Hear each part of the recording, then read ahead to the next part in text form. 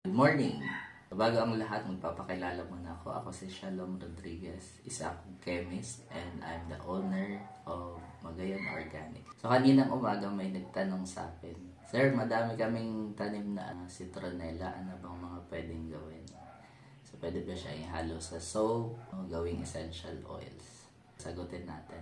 Ang pinaka mainam na gawin sa tanim na citronella ay gawing essential oils. Pero dapat marami, volume yung mga tanim niyong citronella.